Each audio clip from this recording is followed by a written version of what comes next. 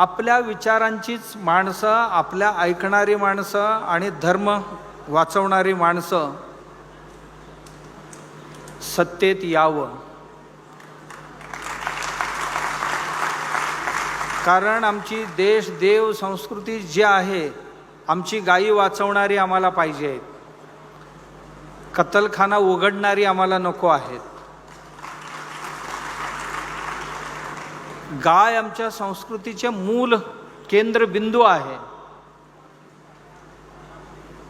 आम्हाला आमच्या मंदिरांची सुरक्षा करणारी पाहिजे.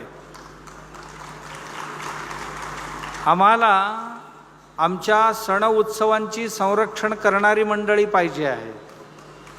आम्हाला आमच्या आध्यात्मिक कार्यामध्ये बाधा न आणणारी लोक पाहिजे आहेत. आमच्या सर्व प्रकारच्या धार्मिक आणि आध्यात्मिक कार्यांना प्रेरणा प्रचोदना करणारी पाहिजेत. कारण आमच्याच मंदिरांची पैसे, मगाशी आपण सर्वजण ऐकलेले आहोत, आमच्याकरता मंदिरांकरता कायदा आहेत, मशीद आणि चर्चकरता कुठलीही कायदा नाही आहे. आमचीच पैसा सरकारकडे जातो, पण त्यांची पैसे कोणीही घेत नाही किंवा त्यांच्यात पैसे टाकण्याची पद्धत नाही असं नाही आहे. त्यांच्यात ही कंपल्सरी आहे. आणि ही भेदभाव नष्ट होऊन आमच्या देवस्थानच्या जमिनी सगळ्या कामासाठी चालतं, पण वक्फ बोर्डाची जमीन कोणत्याही कारणासाठी 1 गुंठासुद्धा आपण घेऊ शकत नाही. आणि असं का? म्हणून आमच्या देवस्थानच्या जमिनी सुरक्षित ठेवणारी आम्हाला माणसं पाहिजे आहे. या सगळ्या गोष्टींची परामर्श करून आपण एका निर्णयापर्यंत येणार आहोत. आपल्या सगळ्यांनी आपापली मत स्पष्ट केलेले, पण आपण एकजूट झाल्याशिवाय काही होणार नाही. आत्ता तुम्हाला सांगतो, फक्त सरकारांना संख्या लागतो मोठं. आत्ताची माणसं कोणाला घाबरत असतील तर फक्त मोठ्या संख्येला घाबरतात, बाकी कोणालाही घाबरत नाही. आणि तीच भीती काही लोक आत्ता दाखवायला सुरुवात केलेत. एकजूट करून आपली संख्या दाखवून, भीती दाखवून आपली काम करून घेतात.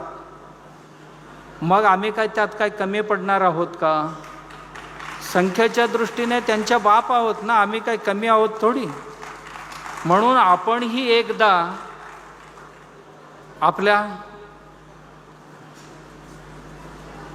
एकत्र येऊन परस्पर विचारविमर्श करूया. आमच्या मतपंथ संप्रदायांमधील किरकोळ काय दुसपूस असतील तर जवळ आलो तर आपोआपच आमच्या मनातले हे दूर होईल आणि या सगळ्या समस्यांना परिहार मिळवता येईल. यासाठी आपण इथे जमलेले आहोत. आम्ही कोणाच्याही विरोधात नाही आहोत आणि कोणाच्याही बाजूने नाही आहोत.